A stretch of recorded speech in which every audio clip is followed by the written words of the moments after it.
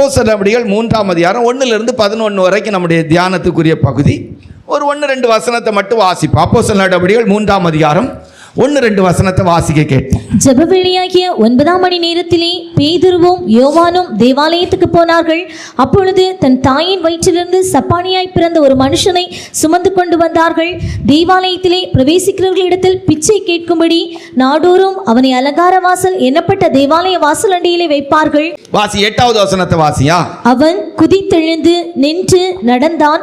நடந்து குதித்து தேவனை துதித்துக் கொண்டு அவர்களுடனே கூட தேவாலயத்துக்குள் பிரவேசி. கர்த்தருடைய பரிசுத்த நாமத்துக்கு மகிமை. நமக்கு தெரிஞ்ச ஒரு நல்ல சம்பவம், ரைட்டா? அப்போஸ்தலர்கள் 2ஆம் அதிகாரத்தில் நல்ல அபிஷேகம் பண்ணப்பட்டு ஒரு 3000 பேர் ரட்சிக்கப்பட்ட அனுபவத்தோடு இப்போ தேவாலயத்துக்கு பேதுரு அப்போஸ்தலனும் யோவான் அப்போஸ்தலனும் போகிற நேரத்தில் அலங்கார வாசல்ங்கிற ஒரு வாசல் பக்கத்தில் ஒரு 40 வயசான தாயின் வயிற்றுலேருந்தே சப்பானியாக பிறந்த அங்கவீனன் தானே, ஊனமான 2 கால் நடக்க முடியாத ஒரு சப்பானி அந்த அலங்கார வாசல் கிட்டே இருந்தான். அப்போஸ்தலனாகிய பேதுரு அவங்களும் யோவான் அவங்களும் அந்த வாசல் வழியாக போகிற வேளையில் அவன் பிச்சை கேட்டான். அவங்க எங்களை உற்றுப்பார் அப்படின்னாங்க. அவங்கள நோக்கி பார்த்தான். எங்கள்கிட்ட வெள்ளியும் பொண்ணும் எங்களிடத்துல இல்லை, இயேசுப்பாவின் நாமத்தில் எழுந்து நடன்னு சொன்னாங்க. அவன் நின்றான், நடந்தான், குதித்தான், தேவனை மகிமைப்படுத்தி கொண்டே ஆலயத்துக்குள் பிரசங்க தலைப்பு பிச்சைக்காரனுக்கு நடந்த அற்புதம். பிச்சைக்காரனுக்கு அவன் பிச்சைக்காரன், அவன் என்ன செய்கிறான்? பிச்சை எடுக்கிறான். உலகத்தில் ஒரு 7 வகையான பிச்சைக்காரங்க இருக்கிறாங்க. எத்தனை வகையான பிச்சைக்காரங்க இருக்கிறாங்க? 7 வகையான பிச்சைக்காரங்க. இவன் ஆலயத்தின் வாசல் படியிலிருந்து பிச்சை எடுக்கிறவன். பைபிளில் வாசிக்கும் போது பர்தமீவு என்கிற ஒரு கூட எரிகோவுடைய வழியில் உட்கார்ந்து பிச்சை எடுக்கிறவனாக இருந்திருக்கிறான். வாசிக்கும் போது லூக்காஸ் விசேஷம் 18ஆம் அதிகாரம் 35. இதெல்லாம் நம்ம இதில் 7 வகையான பிச்சைக்காரங்க உங்களுக்கு சொல்லும்போது இன்னைக்கு அந்த பிச்சைக்காரங்களுடைய இது ரொம்ப நல்லா பிடிச்சிருக்கோம். உங்களுக்கு வாசிங்க. பின்பு அவர் எரிகோவுக்கு சமீபமாய் வரும்போது ஒரு குருடன் வழியருகே உட்கார்ந்து பிச்சை கேட்டுக் கொண்டிருந்தான். ஆமா, வழியருகே உட்கார்ந்து பிச்சை கேட்டான். நிறைய பேர் கோயில் பக்கத்தில் உட்கார்ந்து பிச்சை கேட்கிறோம். பைபிள் படியே அப்படிதான் இருக்கு. ஒரு பிறவி குருடன் கூட ஆலயத்தின் பக்கத்தில் தான் இருந்து என்ன செய்திருக்கிறான்? பிச்சை கேட்டிருக்கிறான். இவன் ஒருத்தன் வழி அருகே இருக்கிறான். இதெல்லாம் பார்த்தீங்களா? எல்லாமே இன்னைக்கு உலகத்தில் நடக்கிற எல்லாவற்றுக்கும் பைபிள் என்ன செய்திருக்கு? ஒரு மூல ஆதாரமாக இருக்குது. அப்படி தானே? பாருங்கள், ஆலயங்கள் பக்கத்தில் நிறைய பிச்சைக்காரங்க இருப்பாங்க, ரைட்டா? இப்போது வழி அருகே இருக்கிற பிச்சைக்காரன் என்ன ஒரு பிச்சைக்காரனை உங்களுக்கு அடையாளப்படுத்துமா? நீதிமொழிகள் 20:4 வாசித்தா. நீதிமொழிகள் 20:4 வாசித்தா. வாசிங்க. 20:4. சோம்பேறி குளிர்கிறதென்று விழமாட்டான், அறுப்பிலே பிச்சை கேட்டாலும் அவனுக்கு ஒன்றும் கிடையாது. அப்போ அறுப்பில் பிச்சை கேட்க கிடைக்காத பிச்சைக்காரன் கேட்பான், கிடைக்காது. இதுக்கெல்லாம் நம்ம விளக்கம் ரொம்ப சொல்லிட்டு போனால் நல்ல இதாகாது. அல்லேலூயா. இப்போ அறுப்பில் பிச்சை கேட்டாலும் கிடைக்காது. சில வீட்டில் பார்த்தீங்கன்னா ஒரு மசாலா பொருளெல்லாம் வாங்கி வச்சுருக்கோம். பக்கத்து வீட்டிலே போய் மஞ்சள் துண்டு இருக்குதா, உப்பு இருக்குதா, மிளகு இருக்குதா, அவங்க சொல்லி விடுவாங்க. 2-3 தடவை கொடுப்பாங்க, அப்புறம் கொடுக்க மாட்டாங்க. இந்த மாதிரி சோம்பேறிகள் சிலர் இருக்கிறாங்க. இப்படி சோம்பேறி பிச்சைக்காரங்க. என்ன பிச்சைக்காரங்க? சோம்பேறி பிச்சைக்காரங்க. வீட்டில் அதாவது நான் சமீபத்தில் ஒரு சகோதரன் வந்து ஒரு சகோதரிகிட்ட வந்து தண்ணி கேட்குறாங்க. அந்த சகோதரி அவங்க மூத்த சகோதரிட்ட தண்ணி கேட்குறாங்க. அந்த மூத்த சகோதரி இந்த சகோதரன்ட்ட தண்ணி கேட்குறாங்க. இவர் தண்ணியை கொண்டு வந்து முதல் தண்ணி கேட்டவங்கள்ட்ட கொடுக்குறாங்க. அவங்க அந்த தண்ணியை அந்த சகோதரிட்ட கொடுக்குறாங்க. உட்கார்ந்த இடத்துல அவங்க மறுபடி இவர்கிட்ட கொடுக்குறாங்க. இவர் மறுபடி குடிக்கிறார். உங்களுக்கு இது இப்போ புரியாது, புரிய வேண்டிய அவசியம் இல்லை. இந்த மாதிரி ஒரு சோம்பேறி கூட்டம் இருக்கும். உட்கார்ந்த இடத்துல இருந்தே என்ன செய்வாங்கன்னா, அதை கொண்டு வாங்க, இதை கொண்டு வாங்க, அப்படி கொண்டு வாங்க, இப்படி கொண்டு வாங்கம்பாங்க. கொடுத்துக்கிட்டே இருப்பாங்க. வீட்டில் பொருளெல்லாம் இருக்கும், டீ போட்டு குடிக்க மாட்டாங்க. வீட்டில் பொருள் இருக்கும், டீ போட்டு குடிக்க மாட்டாங்க. சோம்பேறி ஆகிய பிச்சைக்காரன். இவனுக்கு என்ன பேர்? சோம்பேறி ஆகிய பிச்சைக்காரன். வீட்டில் எல்லாம் இருக்கும். ஒரு முட்டை இருக்கும், ஒரு பொரிச்சு சாப்பிடுவோம். கொஞ்சம் போல் வெங்காயம் இருக்கும், நம்ம போக்கில் பொரிச்சு சாப்பிடுவோம். சரிம்மா, நான் எங்கள் போய் தோம்பலாம் சொல்லுவேன். சில நேரங்கள் இப்போ நம்மளை பற்றி பேசுகிறேன் எல்லாம் சொல்லி நானே அதை வதக்கித்தாரேன். சில நேரம் சிஸ்டர் சொல்லுவாங்க, நீங்கள் அதை ரெடி பண்ணுங்கள், கொஞ்சம் நல்லா இருக்கும். நான் ரெடி பண்ணிதான். இப்போ என் சோம்பேறியான பிச்சைக்காரன் அறுப்பில் பிச்சை கேட்டாலும் அவனுக்கு என்ன செய்யாதான்? கிடைக்காது. நிறைய ஆம்பளைகள் எப்படி பழக்கி வச்சுருக்காங்க? அடுப்பாங்கரைக்கே போகக்கூடாதுன்னு நினச்சி, கிச்சனுக்கே போகக்கூடாதுன்னு நினச்சி பழக்கி வச்சுருக்கிறாங்க. அப்படியெல்லாம் கிடையாது. அல்லேலூயா. ஆமாம், அது சில நேரம் நம்மளை என்ன செய்கிறோம்? பாதிச்சிடும். எங்கள் குடும்பங்கள்லாம் பார்த்தா எல்லாம் ஒரு 6 அடி 6 அடி மனுஷங்க. ஆனால் சமையலில் பார்த்தா ரொம்ப கஜத்திரமான ஆட்கள். அல்லேலூயா, நல்லா சமையல் பண்ணுவான். இப்போ இவன் சோம்பேறி, இந்த சோம்பேறி பிச்சைக்காரன். இன்னொரு பிச்சைக்காரன் இருக்கான். அந்த ஒரு பிச்சைக்காரனை உங்களுக்கு சொல்கிறோம்.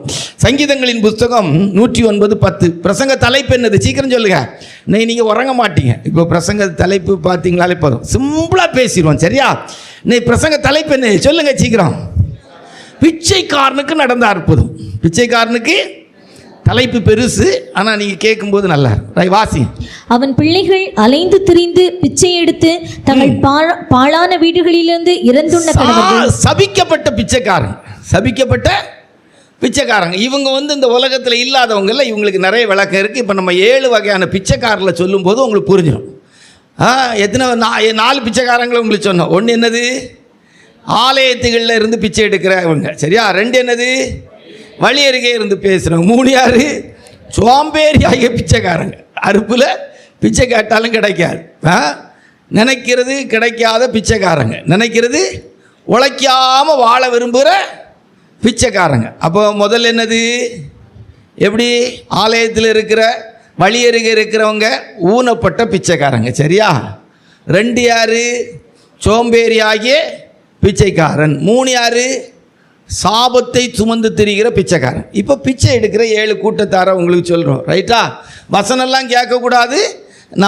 நமக்கு கிடைச்ச வார்த்தையின்படி கரெக்டானியெல்லாம் பார்க்கக்கூடாது. முதல்ல எழுத்தின்படி பிச்சைக்காரங்க யார்? இந்த ஊனப்பட்டவங்க, ஏழப்பட்டவங்க, இல்லாதவங்க. வேறு வழி இல்லை, அவங்களுக்கு போக்கு இல்லை. அதனால மற்றவங்களை சார்ந்து மற்றவங்கள்ட்ட 5 ரூபா 10 ரூபா வாங்கி சாப்பிடக்கூடிய பிச்சைக்காரர்கள். அல்லேலூயா. நான் சொன்னேன் புரியுதா அவங்களுக்கு? முதல் வகை பிச்சைக்காரங்க யார்? ஆமாம், இவங்களுக்கு பைபிள் நமக்கு என்ன சொல்லுதுன்னா, விற்று பிச்சை கொடுங்கள். இவங்களுக்கு நம்ம என்ன செய்யணுமா? விற்று பிச்சை கொடுக்க வேண்டும் அப்படின்னு சொல்லியிருக்கு. அதை வாசித்தா தான் நல்லா இருக்கு. வாசிங்க. லூக்கா சுவிசேஷம் 11:41, லூக்கா சுவிசேஷம் 12:33. வாசிங்க. உங்களுக்கு உண்டானவைகளில் பிச்சை கொடுங்கள், அப்பொழுது சகலமும் உங்களுக்கு சுத்தமாய் இருக்கும். ஆமா, லூக்கா சுவிசேஷம் 12:33. வாசிங்க. உங்களுக்கு உள்ளவைகளை விற்று பிச்சை கொடுங்கள், உங்களுக்கு உள்ளவைகளை விற்று பிச்சை கொடுங்கள். அப்போ இப்படிப்பட்ட இல்லாதவங்க, ஏழைங்க, எளியவங்களுக்கு நம்ம பிச்சை கொடுக்க வேண்டும். அல்லேலூயா. இந்த உலகத்தில் இருக்கிறவங்க, இது நம்ம அடிக்கடி நம்ம பிரசங்கத்தில் சொல்கிறது. 2வது வகை பிச்சைக்காரங்கன்னா யார் அப்படின்னு சொன்னால் எங்களை தான் சொல்லியிருக்கு. அதனால் நீங்கள் தப்பாக எடுத்துக்கிட்டாங்க. நம்ம எப்போவுமே நம்மளை தான் முதல்ல பலிபீடத்தில் வைக்கணும். 2வது பிச்சை என்கிற வார்த்தைக்கு இலக்கம் காணிக்கை பிரிக்கிறது ஒரு பிச்சை தான். சபையில் நம்ம பாட்டு பாடி இந்த இது எல்லாம் இது வச்சு இருக்கிறது ஒரு வகையான இதை பாட்டு பாடக்கூடாது, காணிக்கை பிரிக்கக்கூடாது. காணிக்கையே முதன்மைப்படுத்தினா வெளியே இருக்கிற பிச்சைக்கு உள்ள ஒரு பேர் காணிக்கைன்னு பேர். ஆனால் அதுக்கு ஒரு பேர் என்ன தான்? நீங்கள் இதை ஏற்றுக்க மாட்டீங்க, ஏற்றுக்கணும்ல. ஆனால் எங்கள் பக்கத்தில் இருந்து சொன்னால் என் போன்ற ஊழியர்கள்லாம் நிறைவுப்பட்டவர்களாக இருக்கணும், நல்ல நிறைவுப்பட்டவர்களாக நாங்கள் இருக்கணும். இந்த வருஷம் தப்பாக எடுத்துக்கிட்டாங்க, பிரசங்கத்தில் சொல்லணும்ல. கன்வென்ஷனுக்குடைய தேவை கூட சொல்கிறதுக்கு இந்த வாரத்துலலாம் கர்த்தர் உணர்த்தவே இல்லை. சொல்லு அப்படிங்கிறதுக்காக கூட இப்போ கூட அதனால தான் அதை பின்ன பாருங்கள் எல்லாம் சொன்னோம். தேவை அப்படி ஒன்றும் இல்லையே. நமக்கு தேவைங்கிறத ஜனத்தை கொண்டு ஆண்டவன் சரியாக செய்கிறார். அல்லேலூயா. இன்னைக்கு கூட ஆண்டோடைய கிருபை நல்ல ஸ்பீக்கர் வாங்கணும். நேற்றே நினச்சிருந்தோம் ஒரு ஸ்பீக்கர் 1வது வாங்கணும் அப்படின்னு ஒரு எண்ணம், 3 எண்ணம் வாங்கணும்னு ஒரு எண்ணம், ஒரு 1 லட்ச ரூபா போல். 1 வாங்குறதுக்கு இன்னைக்கு காலையில் ஒரு 30,000 ரூபா கிடைக்க வச்சார். அல்லேலூயா. சந்தோஷமாக அழகான 1 வாங்கி வைக்கலாம். அல்லேலூயா. ஒரு மானிடர் எப்படி இந்த வேலைக்கிழமைக்குள்ளே வாங்கிடுவோம். அல்லேலூயா. எங்கேயும் கேட்க வேண்டிய அவசியமே இல்லை. நான் என்ன சொல்கிறேன், கேட்கக்கூடிய இடம் வரும்போதே என்னை பொறுத்த வரைக்கும் எனக்கு ஆண்டவர் பிச்சை எடுக்கிறதுமா சொல்லக்கூடாது என்று வேதம் சொல்லவில்லை. ஆனால் அதை நம்ம வாழ்க்கையாய் ஊழியமாய் மாற்றக்கூடாது. இப்போ ஊழியத்தில் ஜனங்கள்கிட்ட காணிக்கைக்காக எதிர்பார்க்கும் போது அதற்கு பேர் என்னை பொறுத்த வரைக்கும் அதான். நீங்கள் இதை கரெக்டுன்னு எடுத்துறான்னா பிச்சை எடுக்கிறது. இதுக்கு பேர் என்னது? ஜனங்களே செய்வாங்க. உங்ககிட்டே தேவன் இருக்கிறார்ல. அல்லேலூயா. எனக்கு தெரிஞ்சு நம்முடைய ஜனங்களில் அதிகபட்சமாக செய்கிற ஜனங்கள் பிரசங்கம் கேட்டு செய்கிறவங்கள அவங்களுக்குள்ளேயே ஆவியானவர் உணர்த்தி செய்கிறாங்க. அல்லேலூயா.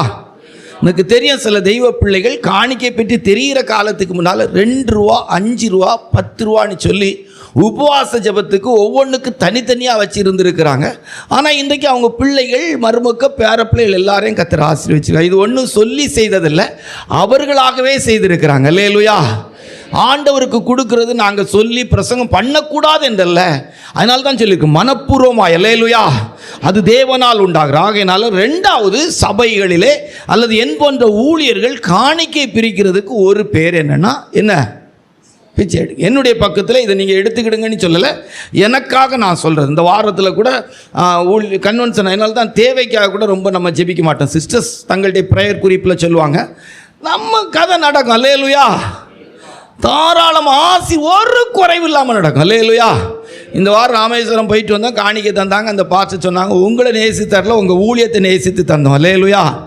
நம்ம மேலே ஒரு அன்பு இருக்குது. ஆனால் அவங்க சொன்ன ஒரு வார்த்தை எனக்கு ரொம்ப பிடிச்சிருந்து, காணிக்கை தரது நாங்கள் உங்களை நேசிச்சில்லை, உங்கள் ஊழியத்தை நேசித்து. அல்லேலூயா.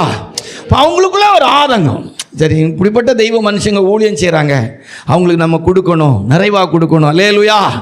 அதனால் இது நம்ம ஊழியத்தில் காணிக்கையை மைண்ட் பண்ணோமானா அதுக்கு பேர் என்னென்னா, காணிக்கையை முக்கியப்படுத்துவோமானா, காணிக்கை பிரிக்கிறதுக்கு நாங்கள் வழிவகுப்போமானா அதுக்கு பேர் என்னென்னா பிச்சை எடுக்கிறது. அல்லேலூயா. நான் சொன்ன அர்த்தம் புரியுதா உங்களுக்கு? காணிக்கையில் தான் ஊழியம் நடக்கானா உண்மையிலே காணிக்கையில் தான் ஊழியம் நடக்கும். அதை மாற்றிக்கிறதா நான் சொல்லவே மாட்டேன். அல்லேலூயா. காணிக்கையில் தான் ஊழியம் நடக்கானா 100க்கு 100 நான் சொல்வேன். 34 வருஷ காலம் ஆண்டோடைய பிள்ளைகள் கொடுத்த காணிக்கையில் தான் இந்த உடம்பு வளர்ந்துருக்கு. அல்லேலூயா. ஆனால் காணிக்கையை முக்கியப்படுத்தும் போது அதுக்கு பெயர் பிச்சை எடுக்கிறது. அல்லேலூயா. ரைட். 2. 3வது பிச்சை எடுக்கிறது அப்படிங்கிறதுக்குரிய வார்த்தைக்கு யார் சொந்தக்காரங்களா இருக்கிறாங்க? பெண் வீட்டில் போய், தப்பா எடுத்துட்டாங்க, பெண் வீட்டில் போய் சிறிதனம் கேட்குறவனும் பிச்சை எடுக்கிறவன். பெண் வீட்டில் போய் சிறிதனம் கேட்குறவனும் பிச்சை எடுக்கிறோம். ஒரு வீட்டில் பொண்ணு பார்க்குறதுக்கு ரெடி ஆகிட்டு இருந்துருக்கிறாங்க. அப்போது பெண் வீட்டுக்காரங்களுக்கு, மாப்பிள்ளை வீட்டுக்காரங்களுக்கு தகவல் வந்திருக்கு, 2 நாளைக்கு முன்னால் பெண் வீட்டில் உள்ள எல்லாத்தையும் கொள்ளையடிச்சிட்டு போயிட்டானா. ஐயோ நம்ம தாமதம் ஆயிட்டமேன்னு சொல்லியிருக்கான் மாப்பிள்ளை வீட்டுக்காரன். நான் சொன்ன அர்த்தம் உங்களுக்கு புரியாது. என்ன அர்த்தத்தில் சொல்லியிருக்கான்? சரி 2 நாளைக்கு முன்னால் போய் நம்ம கொள்ளையடிச்சிட்டு வந்திருக்கலாமே. ஒரு வீட்டில் சிறிதனம் பேசிகிட்டு இருக்கும்போது சொல்லியிருக்கிறாங்க, ஒன்றும் பிரச்சனை இல்லை, நீங்கள் கொடுக்குறத மட்டும் எங்கள்கிட்ட தந்தாலும் போது, பிள்ளை வேணாலும் நீங்கள் வச்சுக்கிடுங்கன்னு இருக்கான். உங்களுக்கு இந்த அர்த்தம் புரியும்? உங்களுக்கு அந்த அர்த்தம் புரியும். ஒரு கல்யாண வீட்டில் சமையல் நடந்துட்டு இருந்திருக்கு. ஒருத்தர் வெறும் வேட்டியை லேசாக அந்த ஒரு மாதிரி தார்மாய் வேட்டி துண்டை கொடுத்துட்டு இருந்திருக்கிறாங்க. கல்யாணம் நல்லா கிராண்டாக நடந்திருக்கு. பெண் வீட்டு கல்யாணம் கிராண்டாக நடந்திருக்கு.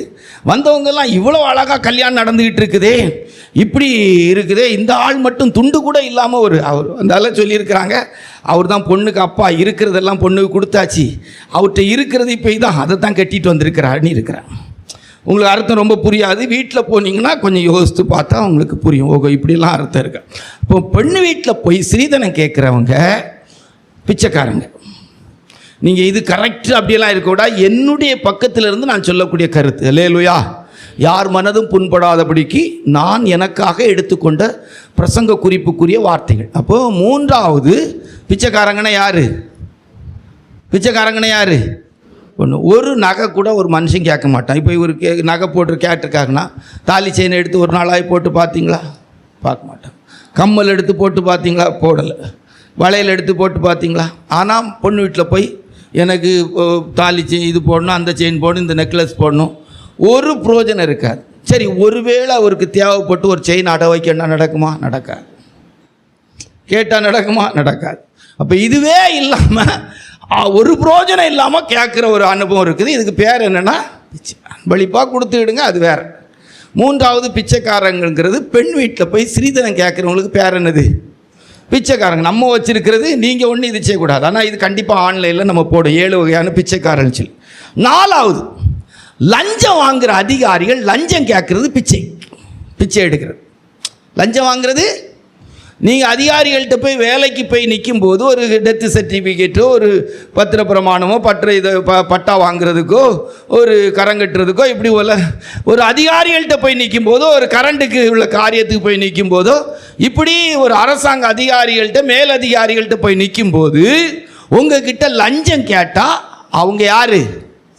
பிச்சைக்காரர்கள். லஞ்சம் வாங்குறவர்கள் யார்? 4வது பிச்சைக்காரர்கள். நான் லஞ்சம் வாங்குறவங்க, நான் நம்ம கணக்கில் உள்ள பிச்சைக்காரங்க, நான் லஞ்சம் வாங்குறேன். 5வது பிச்சைக்காரங்க யாருன்னா நம்ம அரசியல்வாதி. ஊழல் வாங்குறதெல்லாம் பிச்சை.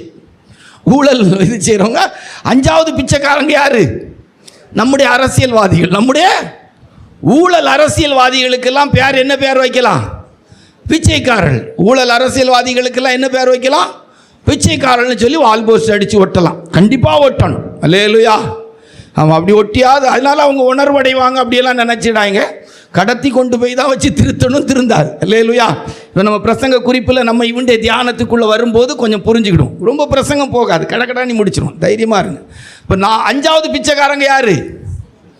அரசியல்வாதி. ஊழல், அதாவது ஒரு கம்பெனி திறக்கிறாங்க அப்படின்னா இது செய்கிறாங்க. ஒவ்வொரு ஆட்சியிலையும் பார்த்தீங்கன்னா இப்போ ஒரு 70 வருஷமாக நம்ம ஆட்கள் தான் ஆட்சி செய்கிறாங்க. 67 ஏறக்குறைய 60 வருஷத்துக்கு மேலே நம்ம ஆட்கள் தான் ஆட்சி செய்கிறாங்க. யார்? அண்ணா திமுக இல்லைன்னா திமுக, இந்த 2 பேர் தான் ஆட்சி செய்கிறாங்க. இவங்க அடிக்கடி வெளிநாட்டுக்கு போயிடுவாங்க. அந்நிய முதலீடுன்னு சொல்லி அந்த கம்பெனி இந்த கம்பெனி, எத்தனை கம்பெனி ஆரம்பித்தாங்கன்னு தெரில. 2 பேரும் மாற கேட்பாங்க, வெள்ளை அறிக்கை செய்யுங்கள், வெள்ளை அறிக்கை செய்யுங்க. வெள்ளை அறிக்கைன்னா என்னன்னு தெரில, வெள்ளை அறிக்கைவான்னு தெரில. ஒரு பக்கம் இருக்கட்டும், ஏதோ ஒரு விதத்தில் ஏதோ ஒன்று நடக்குது. இப்படி ஒருவேளை ஒரு கம்பெனி ஆரம்பித்தா என் மனசில் தோணுதை சொல்லு, ஒரு 10,000 கோடி செலவழித்து ஒரு கம்பெனி ஆரம்பிக்கிறாங்கன்னா அந்த கம்பெனிக்கு அனுமதி கொடுக்கறதுக்கு ஒரு 1000 கோடி லஞ்சம் வாங்குகிற அளவுக்கு நம்முடைய நாடு வந்திருக்கு. ஒரு கம்பெனிக்காரன் இன்வெஸ்ட் பண்ணி நம்ம நாட்டில் பலருக்கு வேலை கொடுக்கக்கூடிய வாய்ப்புக்கு நம்ம அவங்கள இழுத்துட்டு வந்தால் அவனுக்கு அதை சேங்ஷன் பண்ணுறதுக்கு நம்ம ஆட்கள் என்ன செய்கிறாங்க? ஊழல். இதுக்கு பேர் என்னது? பிச்சை எடுக்கிறது. ஊழலுங்கிற வார்த்தைக்கு நம்ம கொடுக்கறது பிச்சை எடுக்கிறது. ரைட்டா? 5. இப்போ என்ன 2 பேர் இருக்கிறாங்களே, என்ன 6 பிச்சை எடுக்கிறது. அந்த கல்லூரிகள் இருக்குது தெரியுமா, கல்வி நிலையங்கள் இருக்குது தெரியுமா, இந்த கல்வி நிலையங்களில் நன்கொடைன்னு கேட்குறாங்க தெரியுமா, டொனேஷன். உங்களுக்கு தெரியுமா? உங்களுக்கு டொனேஷன், அது காலேஜ் ஃபீஸுங்கிறது இவ்வளவு தான் இருக்கும். காலேஜ் ஃபீஸு இவ்வளோ தான் இருக்கும். ஆனால் கட்டட நிதி டொனேஷன் சொல்லி நன்கொடை கேட்பாங்க, பார்த்துருக்கீங்களா? இதுவும் ஒரு பக்கம் என்னதான் பிச்சை எடுக்கிறது. 6வது பிச்சைக்காரன் யாருன்னா டொனேஷன் வாங்குறவன், நன்கொடை வாங்குறவனுக்கு பேர் என்னது? பிச்சைக்காரன். காலேஜில் கொண்டு ஸ்கூலில் கொண்டு சேர்க்கும்போது பிள்ளைகளுக்கு ஒரிஜினலாக இப்போ கல்வி மருத்துவம்லாம் வியாபாரத்துறையாக மாறிட்டு. ரைட். இப்போ நம்ம அரசியலுக்கெல்லாம் போகணும், இதெல்லாம் சொல்லிட்டு போகணும், நம்மள மாறிப்பட்டோம். 7வது பிச்சைக்காரன் யாருன்னா அந்த புரோக்கர்னு ஒருத்தன் இருக்கிறான், தரகர் மாதிரி. இவனோடும் பிச்சைக்காரன். பயங்கரமான வேலை நடக்கும். ஒரு போக்கம் இல்லைன்னா இப்போ நம்ம கல்ற தோட்டத்துக்கு இடம் தேடுறோன்னீங்களா, இதை தெரிஞ்சு இப்போ நம்ம சிஸ்டர்ஸ் வார எல்லாத்தையும் சொல்லிடுறது, நமக்கு ஒரு கல்ற தோட்டத்துக்கு இடம் வேணும்னு சொல்லி. இப்போ அவங்க யாத்தியாகி போய் சொல்லிவிட்டு நம்ம நம்பரை வாங்கி ஃபோன் பண்ணுவாங்க. ஹலோ பாஸ்டர் இருக்கிறீங்களா? ஆமாம், கல்ற தோட்டத்துக்கு இடம் இருக்கு. போவோம், நமக்கு தெரியும். இப்போ போகும்போது கண்டிப்பாக டீ வாங்கி கொடுக்கணும். ஒன்றுமே இல்லாட்டாலும் நம்ம வாங்க முடியாத 2 இடத்த காட்டி அதில் நம்ம கையிலேருந்து 10 ரூபா 200 ரூபா 300 ரூபா வாங்கிட்டு போனால் தான் அவனுக்கு ஒரு சந்தோஷம். இப்போ கல்யாணம் ஆகாத நம்ம ஆட்கள் இருக்கிறாங்க, யார் எவ்வளவு இழந்தானி நம்ம என்ன செய்ய முடியும்? இப்போ இந்த புரோக்கர் தரகருங்கிற ஒரு கூட்டம் இருக்குது. இவங்க நம்மக்கிட்ட இருந்து வாங்குறதுக்கு என்ன பேர்? சரியா? ரைட். ஒரு காரியத்தை முடித்து கொடுத்து அதுக்கு ஒரு கமிஷன் கொடுப்போம், அது வேலை.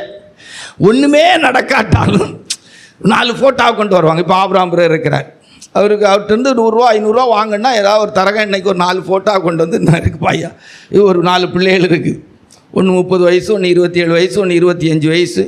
இது அவனுக்கு தெரியும், அவங்க இவங்கள ஏற்றுக்க மாட்டாங்க. இப்போ சாந்தினி இருக்கிறாங்க, இந்த பிள்ளைகள் இருக்கிறாங்க, இவங்களுக்கு ஏற்றபடி கொண்டு வரது இப்படி ஆகும். அவன் 2 லட்ச ரூபாய்க்கு வேலை செய்யான், அவங்க குடும்பம் இவங்களை ஏற்றுக்காது, இவங்க குடும்பம் அவங்கள ஏற்றுக்காது. ஆனால் கொண்டு வந்து கொடுத்து அன்னைக்கு டீயும் காப்பியும் வடையும் தின்னுட்டு 100 ரூபா சக்கரை இருந்தால் வாங்கிட்டு போயிடுவாங்க. இதுக்கும் ஒரு பேர் நம்ம கொடுக்குறோம், என்ன பேர்? இப்போ நம்ம பிச்சைக்காரன்ட்டு வருவோம், அவன்கிட்ட சில சரித்திரங்கள் எல்லாம் இருக்குது. சரியா?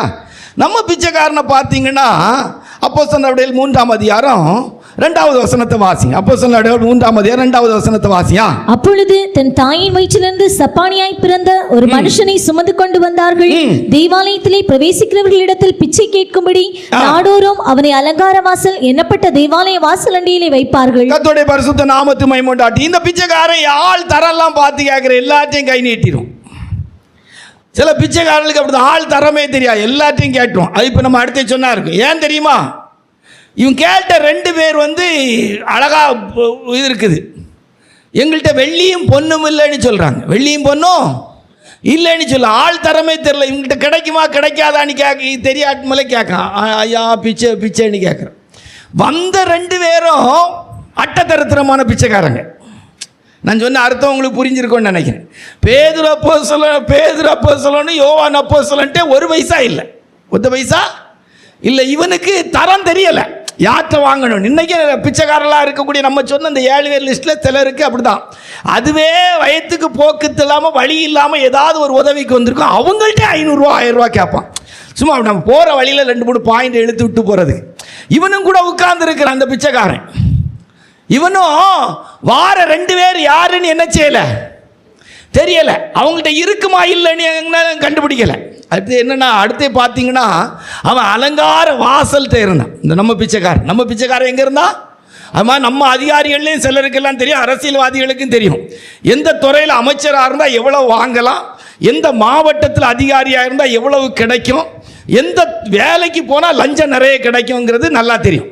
இந்த விஜிலன்ஸு, இன்கம் டேக்ஸு, இந்த மாதிரிப்பட்ட துறைகளில் இருக்கிறவங்களுக்கெல்லாம் சர்வ சாதாரணமாக என்ன செய்யும், நேர்மையான அதிகாரிகள் எல்லா இடத்துலையும் இருக்கிறாங்க. அல்லேலூயா, எல்லா துறையிலையும் இருக்கிறாங்க. அப்போ ஆனால் சிலர்லாம் அழகாக இருக்கான். அவன் பாருங்க, அந்த அலங்கார வாசல்கிட்ட போயிருந்தான். இடத்தை கரெக்டாக செலக்ட் பண்ணிட்டான். இடத்த என்ன செய்தான், கரெக்டாக செலக்ட் பண்ணிட்டான். அலங்கார வாசல் வழியாக போகிறவங்க. அப்போ அவன் நான் நினைக்கிறேன், எருசலேம் ஆலயத்தில் இந்த அலங்கார வாசல் வழியாக போகிறவங்கள்ட்ட சரக்கு நிறைய காசு இருக்கும்னு நினச்சி பழகிட்டான். அது மாதிரி நம்ம தேசத்துலையும் கூட லஞ்சம் வாங்குறவங்களுக்கெல்லாம் நல்லா தெரியும், என்னென்ன துறப்பில் எத்தனை மணிக்கு எந்த இடத்துல நின்னா எந்த லாரிக்காரன் வருவான், எவ்வளோ வாங்கலாம் அப்படிங்கிறது நல்லா என்ன செய்யும், தெரியும். நான் சொன்ன அர்த்தம் உங்களுக்கு புரியுதா? நம்ம பிச்சைக்காரனை வச்சு நம்ம பொதுவான கருத்து, ரைட்டா? பிச்சைக்காரன், ரைட். அடுத்து பார்த்தீங்கன்னா, இந்த பிச்சைக்காரனை வச்சு வாழ்ந்த ஒரு குடும்பம் இருந்திருக்கு. அவனை சுமந்து கொண்டு வந்தாங்க. இவன் பிச்சையிலே வாழ்ந்து பழகிட்டாங்க. இப்போ உங்களுக்கு அர்த்தம் புரியும்னு நினைக்கிறேன். நம்ம நாட்டிலையும் இவ்வளோ அநியாயமாக பிச்சை எடுக்கிறவனுக்கு பிச்சையில் வாழக்கூடிய ஒரு கூட்டம், ஐஸ்வர்யவான்களை போல காட்டக்கூடிய குடும்பம் இருக்குது. லஞ்சம், ஊழல், நான் சொன்னேன் புரியுதா? நன்கொடை, இப்படி வாங்கக்கூடியதிலேயே நிறைய குடும்பம் வாழ்ந்துட்டு இருக்கு. இந்த தாயின் வயிற்றிலிருந்தே சப்பானியா பிறந்தவனுக்கு ஆதாயத்திலே வாழ்கிற ஒரு குடும்பம் இருந்துச்சு. நான் சொன்ன அர்த்தம் உங்களுக்கு புரிஞ்சுங்க. அல்லேலூயா. இப்போ நம்ம பிச்சைக்காரன் சுகத்துக்கு அவன்கிட்ட காணப்பட்ட ஒரு 7 காரியத்தை டக்குன்னு சொல்லி முடிச்சிடும், ரைட்டா? பிச்சைக்காரனுக்கு நடந்த அற்புதம், இவன் சுகமாக்கப்படுவதற்கு இவனிடத்தில் காணப்பட்ட ஒரு 7 விஷயம் கடகடான்னு சொல்லிடும். உங்கள் வாழ்க்கையிலும் என் வாழ்க்கையிலும் ஆண்டவருடைய கிருபையினால தேவன் அற்புதத்தை செய்ய வேண்டுமானால், ஒருவேளை இந்த காலை ஆராதனைக்கு வந்திருக்கிற என் அருமை சகோதரனே சகோதரி, என் அருமை தேவனுடைய சனமே, ஒருவேளை உங்களுடைய ஆவிக்குரிய ஜீவியத்தில் உங்கள் எழுத்தின்படியான வாழ்க்கையிலும் எழுத்தின்படியே ஊனப்பட்டவனாக அவனுடைய வாழ்க்கையின் ஒரு தரித்திரம் அவனை பிச்சைக்காரனாய் மாற்றி வைத்திருந்தது போல, இன்றைக்கும் இந்த ஆராதனைக்கு வந்திருக்கிற என் அருமை தெய்வ பிள்ளை, அப்படிப்பட்ட நிலவரத்தில் நம்ம யாரும் இல்லை. இருந்தாலும் உங்களுடைய வாழ்க்கையில் கடன் வாங்க வேண்டிய நிர்பந்தமான நிலவரத்தில், பணம் பொருள் இல்லாத ஒரு தரித்திரமான நிலவரத்தில், அன்றாட வாழ்க்கைக்கு மற்றவருடைய உதவியை நாடக்கூடிய இடத்துல நீங்கள் இருப்பீர்களானால், இந்த காலை ஆராதனையில் எழுத்தின்படியே இந்த பிச்சைக்காரனுடைய வாழ்க்கையிலே நடந்த காரியத்தை தியானிக்கும் போது இதுபோல உங்களுடைய வாழ்க்கையை மாற்றிக்கொள்வீர்களானால், எழுத்தின்படி அந்த பிச்சைக்காரனுக்கு ஒரு அற்புதம் நடந்து அவனுடைய வாழ்க்கை மாற்றி அமைக்கப்பட்டது போல, இந்த ஆராதனைக்கு வந்திருக்கிற இந்த வார்த்தையை கேட்டுக்கொண்டிருக்கிற உங்களுடைய வாழ்க்கையிலும் சர்வ வல்லமுள்ள தேவனாகிய கர்த்தர் அற்புதத்தை செய்வார். முதலாவது இவனுடைய வாழ்க்கையில் இருந்த ஒரு நல்ல அனுபவம் என்னவென்று சொன்னால், 3ஆம் அதிகாரம் 2வது வசனத்தை வாசிக்கும் போது, அப்பொழுது வாசிங்க, அப்பொழுது நிறுத்திடுங்க. எப்பொழுது? 1வது வசனத்தை வாசித்தால் தொடர்பு 1வது வசனத்தில் இருக்கு. வாசிங்க. ஜெபவேளையாகிய 9ஆம் மணி நேரத்திலே பேதுருவும் 9ஆம் மணி நேரம் டைமிங்ல இந்த சப்பானி பிச்சைக்காரன் ரொம்ப கரெக்டா இருந்திருக்கான். அல்லேலூயா. டைமிங் ரொம்ப கரெக்ட்.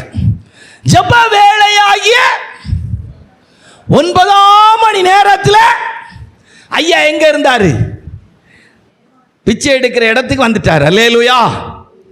ஆமாம். அதனால முதல் குறிப்பில் சுருக்கமாக ஒரு 20 நிமிஷத்தில் பிரசங்கத்தை முடிக்கணும். சுருக்கமாக சொன்னால், ஆண்டவரை தேடுகிற விஷயத்தில் கரெக்டாக இருங்க. அல்லேலூயா. ஆமாம். பிள்ளைகளை ஸ்கூலுக்கு கூட பழக்கிறது போல தேவனை தேட வேண்டிய, அவரை கண்டடைய தக்க சமயத்தில் அவரை, சிங்கக்குட்டிகள் தாழ்ச்சி அடைந்து பட்டினியாயிருக்கும், கர்த்தரை தேடுறவர்களுக்கு ஒரு நன்மையும் குறைபடாது. டைமிங் ரொம்ப, பஞ்சாலிட்டி ரொம்ப முக்கியம். வேதத்தில் சிலருடைய வாழ்க்கையின் தாமதம் மிகப்பெரிய ஆசீர்வாத குறைவை கொண்டு வந்திருக்கிறது. அதனால நீங்கள் உங்கள் வாழ்க்கையில் கவனமாக இருக்கணும். நான் யாரையும் குற்றமாக நினைக்க, ஆனால் திருத்துறதுக்கு வார்த்தையை சொல்கிறேன். அல்லேலூயா. திருந்திக் கொள்ளுங்கள். உங்களுடைய சமயத்தை கர்த்தருக்கு கரெக்டாக கொடுக்க பழகுங்க. அல்லேலூயா. தேட வேண்டிய நேரத்தில் தேடுங்க. அல்லேலூயா. 10,000 ரூபா 20,000 ரூபா சம்பளம் கிடைக்கிற கம்பெனிக்கு கரெக்டாக வேலைக்கு போகணுன்னு நினைக்கிறீங்க. நினைக்கிறோமா நினைக்கலையா? ஒரு ஸ்கூல் படிப்புக்கு நீங்கள் முக்கியத்துவம் கொடுத்து பிள்ளைகளை கூப்பிட்டு போகிறீங்க. ஆனால் ஆலயத்துக்கு வர்றதுக்கு மட்டும் வர முடியாமல் வாய்ப்பே இல்லாமல் சிலர் வருவாங்க. அவங்கள நான் சொல்லலை. எல்லா வாய்ப்புகளும் இருந்து ஆடி அசைஞ்சி அப்படியே வரோம். நம்ம ஆட்கள் அப்படியே வரோம். அவங்களுக்கு இந்த வார்த்தை ரொம்ப கவனத்தை கொடுக்க வேண்டும். அல்லேலூயா. ரொம்ப முக்கியமான விஷயம். உங்களுக்கு வாய்ப்பு இருந்து சமயம் இருந்து அந்த சமயத்தை நீங்கள் சரியாக தெய்வ சமூகத்தில் செலவழி. நம்ம டைமில் கரெக்டாக இருக்கணும். அல்லேலூயா. வேலை, நம்முடைய ஊழியம், நம்முடைய ஜெபம், தேவனை தேடுறது கரெக்டாக இருக்கணும். அல்லேலூயா. இதே சாத்தூருக்கு ஊழியம் செய்யணும்னா 5 மணிக்கு எழுந்துச்சு 6 மணி 6:15 மணிக்கு பஸ் ஏறும். அல்லேலூயா. காலையில் சில இடங்களுக்கு போனால் கரெக்டாக போயிடும். நம்முடைய வேலை தேவனுக்குரிய வேலையில் கரெக்டாக இருக்கும். அப்பொழுது ஜெப வேளையாகிய 9ஆம் மணி வேளையில் அவன் எங்கே வந்துட்டான்? வாசல் படிக்கு வந்துட்டான். அல்லேலூயா. உங்களுடைய வாய்ப்பிலே நீ ஆசீர்வாதம் பெறுகிறதற்கு கரெக்டாக இருக்கு. நிறைய நாள் நம்முடைய ஃபெய்த்தம் கொஞ்சம் பேர், ஆனால் தமிழ்நாட்டில் இருக்கிறதுல நம்ம அடிக்கடி உங்களுக்கு சொல்லியிருக்கோம், மனத்தாழ்மை நாளைக்கு எப்படின்னு தெரியாது, இருக்கிறதுல செழிப்பாக இருக்கிற ஒரு நபராக கேட்டு பார்த்தீங்கன்னா நம்மளை சொல்லுவாங்க. அல்லேலூயா. போதோனி ஊழியம் செய்கிற ஒரு மனுஷன் அவருன்னு சொல்லுவாங்க.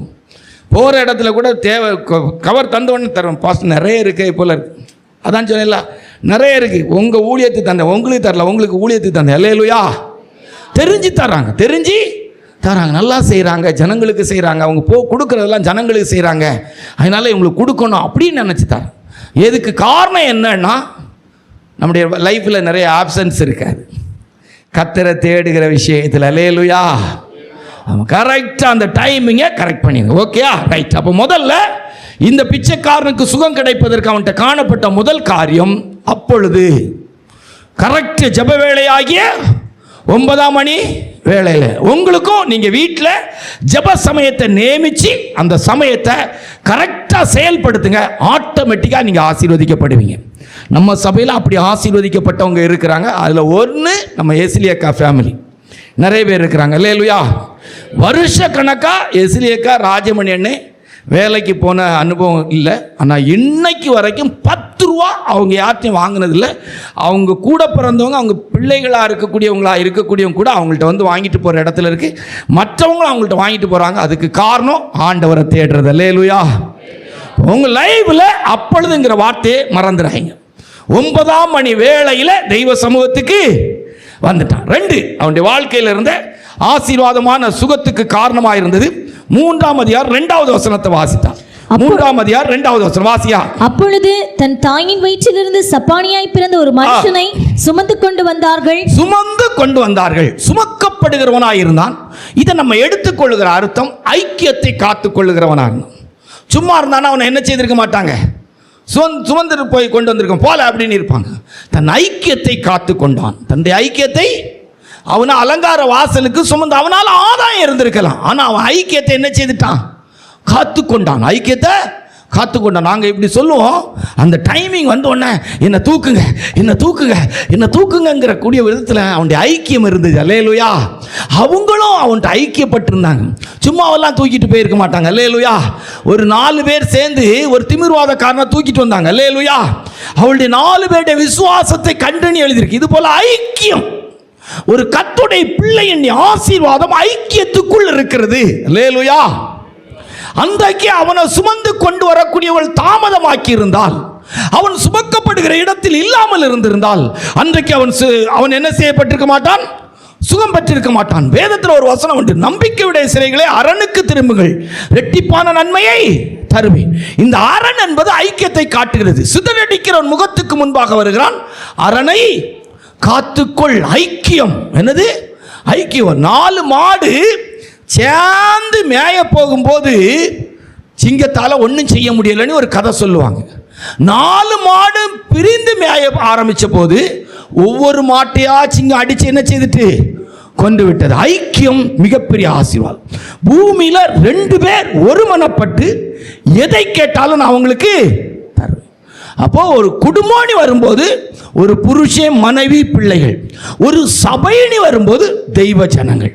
நம்ம சபையில் பாருங்க, இந்த உபவாச ஜெபங்களில் ஜெபிக்கிற ஏறக்குறைய எல்லா ஜெபத்துக்கும் பதில் தரார். அல்லேலூயா. நிறைய தெய்வ பிள்ளை மருந்து இல்லாமலே சுகத்தோடு வாழ்றாங்க. அல்லேலூயா. ஆஸ்பத்திரிக்கு அவங்களுக்கு சம்பந்தம் ஏன்னா ஐக்கியமாக ஜெபிக்கிறாங்க. 4 குறிப்பு தான் நம்ம ஜெப குறிப்பு. 1 ஆவிக்குரிய ஆசீர்வாதம், 2 தேவைகள் சந்திக்கப்படுது, 3 வியாதியஸ்தர் சுகமாக்கப்படும், 4 சபையில் நல்ல ஆத்மாக்களை தரணும். அல்லேலூயா. 4 குறிப்பு தான். ஆனால் ஆண்டவர் அதை செய்கிறாங்க. அல்லேலூயா. எப்படிப்பட்ட வியாதியஸ்தர்களும் கர்த்தர் சுகத்தை கொடுக்கிறார். நம்முடைய ஜனங்களில் பெரும்பான்மையான ஜனங்கள் உண்ண உடுக்க குறைவில்லாத ஆசீர்வாதத்தோடு வாழ்றாங்க. அல்லேலூயா. எவ்வளவோ தரித்திர நிலவரத்தில் இருக்கிறவங்க கூட கொஞ்சம் ஜனமானாலும் நல்லா இருக்கிறோம். அல்லேலூயா. ஆசீர்வாதமாக இருக்கிறோம். அப்போ 2வது அவனுடைய வாழ்க்கையில சுமக்கப்படுகிறவனாய் இருந்தான் என்பதை நமக்கேற்ற விதத்தில் எடுத்துக்கொண்ட வார்த்தை ஐக்கியத்தை காத்து கொண்டான்.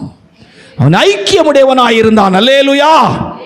தனக்கு உதவி செய்கிறவளோடு தன் ஐக்கியத்தை காத்து கொண்டான். தன் ஐக்கியத்தை காத்து கொண்டான். 3வது சமயமாகுது, சொல்லிட்டு போவோம். அதே 3ஆம் அதிகாரம் 2வது வசனத்தை எடுத்தால், 3ஆம் அதிகாரம் 2வது வசனத்தை எடுத்தால் வாசிங்க. அப்பொழுது தன் தாயின் வயிற்றிலிருந்து சப்பானியாய் பிறந்த ஒரு மனுஷனை சுமந்து கொண்டு வந்தார்கள். தேவாலயத்திலே பிரவேசிக்கிறவர்களிடத்தில் பிச்சை கேட்கும்படி நாடோறும் அவனை பிச்சை எடுக்கிறவன் பிச்சை எடுத்தான் அப்படின்னு வார்த்தை. வாழ விரும்பி இருக்கிறான். அவனுக்கு என்ன இருந்துச்சு? 3வது வாழ விரும்பி இருக்கான். பிச்சைக்காரன் சப்பானிங்க. நான் ஏன் பிச்சை எடுத்து வாழணும், சாகுறேன்னு நினைச்சிருக்கலாமே. ஏங்க, முந்தின நாள் ஒரு பெரிய 400 தீர்க்கதரிசி கொல்லப்படுகிற விதத்தில் வானத்திலிருந்து அக்கினி இறக்குனாருங்க. நாளை இந்நேரத்தில் ஒன்று நான் கொன்னுபிடுவேன்னு சொல்லி ஏசபேல் சொன்ன போது எலியா தீர்க்கதரிசி சோர்ந்து போயிட்டாரு. என் பிராணனை எடுத்துக்கிட்டான்னு சொல்லி 40 வருஷங்க சப்பானி. அவன் வாழ விரும்பி இருக்கிறான். அல்லேலூயா. கர்த்தர் சொல்ல, உன் மன விருப்பத்தின்படி உனக்கு தந்தருளி. உன் மன விருப்பத்தின்படி. விருப்பம் நமக்கு தேவை, நல்ல விருப்பங்கள் நமக்கு தேவை. அல்லேலூயா. இன்னைக்கு சின்ன சோதனை, சின்ன போராட்டம், சின்ன கஷ்டம் வந்தா போதும் முறுக்கிட்டு நிற்கிறாங்க. இன்னும் நான் போயிடுறேன். நம்ம சபையில் முன்னொரு காலத்தில் ஒருத்தங்கெல்லாம் இருந்தாங்க. ராத்திரி எத்தனை மணிக்கு எப்போ எங்கே போகிறாங்கன்னு தெரியாது. ரயில்வே ஸ்டேஷனுக்கு ஓடிடுவாங்க, கத்தி எடுத்துருவாங்க. தெய்வமே, ராத்திரி அந்த காலத்தில் எனக்கு எப்போ பார்த்தாலும் கதவு தட்டுறது போல இருக்கும். 12 1 மணி கதவு தட்டுவான். நான் முழிச்சு தானே இருப்பேன். 12:30 மணிக்கெல்லாம் உறங்க மாட்டோமே. கதவு தட்டுற சத்தம் கேட்டவொடனே வந்துட்டாங்களோ. இப்போ நல்லா இருக்கிறாங்க, அது வேற. அன்னைக்கு அப்படிப்பட்ட நிலவரத்தில் இருந்துச்சு.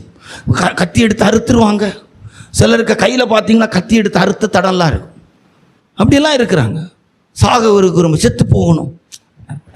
இன்னும் நான் இனி வாழவே மாட்டேன், எங்கேயாவது போயிடலாம், இந்த பேச்செல்லாம் இருக்கும். எங்கே போனாலும் நிழல் கூட தான் வரும். அல்லேலூயா. ஆமாம், இருக்கிற இடத்துல சூரியனுக்கு கதிர் உன் தலைக்கு மேலே வீசினா உன் நிழல் எங்கே இருக்கும்? காலுக்கு கீழே இருக்கும். நீ தான் உன் நிழலை கீழே கொண்டு வரணுமே தவிர இன்னொரு ஆளால் உன் நிழலை என்ன செய்ய முடியாது, கொண்டு வர முடியாது. நீ நிற்கிற இடத்தை பொறுத்து தான் உன் நிழல் உனக்கு முன்னையும் பின்னையும் வரும். முன்னே போகக்கூடலாம், பின்ன போகக்கூடலாம். உங்களுக்கு தெரியும், 13 வயசில் அலெக்சாண்டர், மகா அலெக்சாண்டர் அழைக்கப்படுற அலெக்சாண்டர் ஒரு குதிரை அடக்க முடியலைன்னு குதிரை லாயத்துக்காரன், குதிரை பயிற்சி பண்ணக்கூடிய அலெக்சாண்டருக்கு அப்பாட்ட சொல்கிறாங்க. 13 வயசு, இந்த குதிரையை அடக்க முடியலைன்னாங்க. அலெக்சாண்டர் ஏறினார், ஒரு ரவுண்ட் அந்த குதிரையை கொண்டு போயிட்டு வந்துட்டார். தகப்பனாருக்கு ஆச்சரியம், குதிரை லாயத்துக்கு தலைவனாக இருந்தவனுக்கு ஆச்சரியம். எப்படி இந்த இது அவன் சொன்னான், சிம்பிளாக சொன்னான், இந்த குதிரைக்கு அதுக்கு நிழலை பார்த்தா பயம், அதுக்கு நிழலை பார்த்தா பயம். நம்மள சிலருக்கு அவங்களுக்குள்ள இருக்கிற எரிச்சலை பார்த்தா பயம், அவங்களுக்கு இருக்கிற கோபத்தை பார்த்தா பயம், அவங்களுக்குள்ள ஆக்ரோஷம். சிலர் புடச்சிக்கிட்டே வரும், அவங்களுக்குள்ளே ஒரு கிருமி கிடக்கும். அது சில மாமியாருக்குள்ளே இருக்கும், சில மருமகளுக்கு இருக்கும், சில கூட்டு குடும்பங்களுக்குள்ளே போனால் இருக்கும். இது புடச்சிக்கிட்டே வரும். அப்போ அந்த நிழலை என்ன செய்யணும், பின்னுக்கு கொண்டு வந்துடும். அல்லேலூயா. நான் சொன்னேன், புரிஞ்ச பிச்சைக்காரன் அவனுக்குள்ள வாழ ஆசை இருந்துச்சு. அல்லேலூயா. நான் சமாதானமா வாழணும், நான் சந்தோஷமா வாழணும், நான் இளைப்பாறுதலா வாழணும், நான் அமைதி உள்ளவனா வாழணுங்கிறதுக்கு எப்படி வாழ விரும்பாத சொன்ன அர்த்தம் புரியும். அவனுக்குள்ளே வாழ விருப்பம் இருந்துச்சு. அல்லேலூயா. சாக விரும்பல. சாக விரும்பியிருந்தா அவன் செத்து போயிருப்பான். நம்ம ரத்னா சிஸ்டர் இன்னைக்கு உயிரோடு இருக்க காரணம் வாழ விரும்பினாங்க. அல்லேலூயா. இந்த நோயில நான் செத்துறக்கூடாது. அவங்க சொன்னாங்க, இந்த நோயில நான் இன்னைக்கு உயிரோடு இருக்கிறதுக்கு காரணம் வாழ விரும்பினேன். அல்லேலூயா. அன்னைக்கே ஆண்டவரே போதும் ஆண்டவரே, இல்லை 5 வருஷம் கேட்டேன், 2 வருஷம் கேட்டேன். நம்மளை சேர்ந்த ஜனங்கள் எல்லாம் புரிஞ்சுக்கிட்டாங்க, பிரதர் பூமியில் வாழ விரும்புகிறாங்க. சில நேரம் எனக்கு ஆசை இருந்தால் ஆண்டவர்கிட்ட சொல்லியிருக்கேன், ஆண்டவரே கொஞ்ச நாள் நல்லா வாழ விரும்புகிறேன் ஏசப்பா, நல்லா உலகத்தை அனுபவிக்க வாழ விரும்புகிறேன். அல்லேலூயா. ஆண்டவருக்காக உண்மைதாங்க, இல்லைன்னு சொல்ல முடியாது. டைம் வரும்போது நான் போறது வேற, எனக்குள்ள அந்த விருப்பம் இருக்கு. அல்லேலூயா. கர்த்தர் உம்முடைய மன விருப்பத்தின்படி உமக்கு தந்தருளி. அப்போ வாழ விருப்பம், ஆசீர்வாதத்தை பெறுகிறதற்கு விருப்பம், நன்மைகளை அனுபவிக்கிறதுக்கு விருப்பம். அல்லேலூயா. சிலர் சொல்லுவாங்க எனக்கு ஒண்ணுமே விருப்பம் இல்லை அப்படி சொல்ல. அல்லேலூயா. நம்ம சபையில் பரலோகத்துக்கு போய் யாரெல்லாம் ஆயத்தடி கேட்டால் நம்ம நந்தினி சிஸ்டர் உடனே கை வைத்த மாட்டாங்க. ஏன் அப்படின்னு கேட்டால் அவங்க சொல்லுவாங்க, இன்னும் நான் ஆண்டவருக்காக ஊழியம் செய்து இந்த பூமியில் சில ஆசீர்வாதமான ஊழியத்தின் நன்மையை அனுபவிக்கணும். அல்லேலூயா. நான் சொன்னேன் புரியுதா அவங்களுக்கு? அவங்கக்கிட்ட போய் இப்போ கேட்டு பார்த்தீங்கன்னா இப்போ கூட ஒரு இன்னோவா கார் வாங்கலான்னா சரிம்பாங்க. அல்லேலூயா. அதே அந்த சிஸ்டர்கிட்ட போய் இன்னோவா கார் வாங்கலாம், ஒன்றும் வேண்டாமாங்க. அல்லேலூயா. நான் சொன்னது புரியுதா அவங்களுக்கு? அது பிரசங்கத்தின் குறிப்பு. உங்களுக்குள்ள நல்ல விருப்பம் இருந்தால், வாழ விரும்பினால், அந்த 40 வருஷம் சப்பானி சாக விரும்பல, வாழ விரும்பினான். அல்லேலூயா. ஆண்டவர் 38 வருஷம் வியாதியஸ்தனை கேட்டாரு, சுகமாக விரும்புகிறாயா? அவன் சொன்னா விரும்புறாயா. அல்லேலூயா. இன்றைக்கு இந்த காலை ஆராதனையிலே தீர்க்கதரிசன வார்த்தை அவங்களுக்கு சொல்றேன், நீங்க என்ன விருப்பத்தோடு வந்தீங்களோ அந்த விருப்பத்தை கர்த்தர் நிறைவேற்றுவார். கர்த்தருடைய மன விருப்பத்தின்படி தந்தளி உம்முடைய ஆலோசனை நிறைவேற்றுவாராக. எத்தனை பேர் விசுவாசிக்கிறீங்க? அன்றைக்கு சீலோவாவின் செப ஆலயத்திலே அன்னாள் என்கிறதான ஒரு மனக்லேசம் உள்ள ஒரு ஸ்திரீ வேதனையோடு, துக்கத்தோடு, கண்ணீரோடு, கவலையோடு, புலம்பலோடு தன் மனக்லேசத்தை எல்லாம் தேவனுடைய சமூகத்தை ஊற்றிட்டு இருந்தான். அன்றைக்கு ஏலி என்கிற தெய்வ மனுஷன் சொன்னா, சமாதானத்தோடு போ, இஸ்ரவேலின் தேவனிடத்தில் நீ என்ன வேண்டிக் கொண்டார் உனக்கு தருவார். அவ தன் மனக்லேசத்தில் ஆண்டவரே நான் செத்து போட்ட ஆண்டவரே நீ கேட்கல, அவ வாழ விரும்புறா. என் பெண்ணினாளுக்கு முன்பாக, என் சக்களத்துக்கு முன்பாக நான் ஒரு ஆம்பளை பிள்ளையை பெற்று ஆண்டோடைய சமூகத்தில் விட்டு தெய்வ சமூகத்தில் என் பிள்ளை இருக்கிறாங்கிற நம்பிக்கையோடு அந்த சந்தோஷத்தோடு வாழ விரும்புறேன்னு கேட்டா ஆண்டவருடைய விருப்பத்தை நிறைவேற்றினார். அல்லேலூயா. இன்றைக்கு இந்த காலை ஆராதனைக்கு இந்த வார்த்தையை கேட்டுக்கொண்டிருக்க என் அருமை தெய்வ ஜனமே, ஒருவேளை உன்னுடைய தனிப்பட்ட வாழ்க்கையில், உன்னுடைய குடும்பத்தில் எத்தனையோ விதமான சோதனைகள், போராட்டங்கள், எத்தனையோ விதமான பிரச்சனைகள் உனக்கு இருக்கலாம். ஒரு சப்பானியை போல நீ காணப்பட்டு கொண்டிருக்கலாம். இந்த ஆவிக்குரிய பாதையில உன் குடும்பம் ஒரு சப்பானி குடும்பமா இருந்துகிட்டு இருக்கலாம். இந்த காலை ஆராதனை கர்த்தர் உனக்காய் பேசுகிற வார்த்தை, ஆண்டவருடைய கிருபையினால் அன்றைக்கு அந்த பிச்சைக்காரன் சுகமாக்கப்பட்டது போல, அற்புதம் நடந்தது போல, இன்றைக்கு நீ வாழ விரும்புகிற ஒரு தேவனுடைய பிள்ளையாய் உன் குடும்பம் வாழ விரும்புகிற ஒரு குடும்பமாய் இருக்குமானால், நன்மைகள் அனுபவிக்க வேண்டும் என்று விரும்புவாயானால், இந்த காலை ஆராதனையிலே சர்வ வல்லமையுள்ள தேவனாய கர்த்தர் உன்னை பார்த்து சொல்லார், நிச்சயமா உனக்கு அப்படி நடப்பதாக. அல்லேலூயா. வாடகை வீட்டில் இருந்து கஷ்டப்பட்டாங்க. பக்கத்தில் இருக்கிற வாடகைக்கு பக்கத்தில் இருக்கிற ஓனர் கஷ்டப்படுத்தினாங்க. ஆண்டவரே எங்க ஒரு இடம் கிடைச்சா நல்லா இருக்கும். கர்த்தர் வாழ வைக்கிறார். அல்லேலூயா. எத்தனை பேர் விசுவாசிக்கிறீங்க? வாழ விரும்புகிறேன் பிரதர், சுகமாக விரும்புகிறேன் பிரதர், நோயற்ற வாழ்வை விரும்புகிறேன் பிரதர். அல்லேலூயா. நான் ஆண்டவர்கிட்ட விரும்புகிறேன். வயசாகுதுங்க, முடி சொட்டை ஆயிட்டுங்க, ஆண்டவர்கிட்ட விரும்புகிறேன். இல்லை, வயசு 56 இல்லை சொல்லுவேன், ஆனால் நான் ஆக்டிவாக தான் இருக்கணும். அல்லேலூயா. வேகம் குறையக்கூடாது. அல்லேலூயா. போராடுறேன். இல்லை சொல்றாங்க, இவ்வளவு கத்த இல்லை, அதுக்கு அப்பாற்பட்டவனா இருக்கணும். வயதுக்கு அப்பாற்பட்ட ஒரு கிருபை என்று வெளிப்படணும். அல்லேலூயா. விரும்புறேன். அல்லேலூயா. வயதுக்கு அப்பாற்பட்ட ஒரு அபிஷேகம். அல்லேலூயா. ஷார்ப்னஸ் போகக்கூடாது. அல்லேலூயா. விருப்பம். அல்லேலூயா. வாழ்க்கையில் வாழ விரும்புறேன், நல்ல ஊழியம் செய்ய விரும்புறேன். அல்லேலூயா. எங்க போனாலும் வாய்ப்பு கிடைச்சிட்டு மைக்க தந்துட்டாங்கன்னா உயிரை கொடுத்துடணும். அல்லேலூயா. விருப்பம். அல்லேலூயா. ஆமா, ஆண்டோடைய பிள்ளைகளுக்குள்ள விருப்பம் இருக்கணும். அந்த பிச்சைக்காரன் வாழ விரும்பினான். 4 அவன் என்ன செய்தான்? அவனுடைய அற்புதத்துக்கு என்ன நடந்துச்சு? கர்த்தருடைய பரிசுத்த நாமத்துக்கு மகிமை உண்டாட்டும். அவன் தெரிஞ்சு எடுத்த இடம் ரொம்ப நல்ல இடம். அலங்கார வாசல். அந்த 3ஆம் அதிகாரம் 2வது வசனத்தை வாசிங்க.